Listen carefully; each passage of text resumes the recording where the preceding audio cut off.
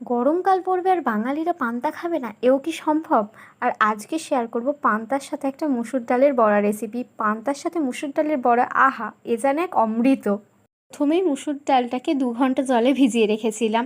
তারপর জল থেকে তুলে নিয়ে মিক্সিতে 2টো কাঁচা লঙ্কা দিয়ে বেটে নিলাম। না, খুব মিহি পেস্ট কিন্তু করব না, একটু দানা দানা থাকবে, তাহলে কিন্তু খেতে বেশ বেশি মুচমুচে হবে। তারপর বেটে রাখা মুসুর ডালটার মধ্যে জিরে গুঁড়ো, হলুদ গুঁড়ো, লবণ আর কুচানো পেঁয়াজ দিয়ে একটু ভালো করে ফেটিয়ে নিলাম। আমি কিন্তু আর কোনো লঙ্কার গুঁড়ো ব্যবহার করিনি, যেহেতু আমি বাটার সময় 2টো কাঁচা লঙ্কা বেটে নিয়েছিলাম। ঝালটা যে যার অপশনাল, আরও কিন্তু তোমরা কেউ ঝাল দিয়েও খেতে পারো। আমার এই ঝালটাই সাফিসিয়েন্ট ছিল বলে আমি আর দিইনি। তারপর কড়াইয়ে তেল গরম করে ছোট ছোট বড়ার আকারে ছেড়ে দিয়ে লো টু মিডিয়াম হিটে এপিট ওপিট করে সুন্দর করে ভেজে নিলাম।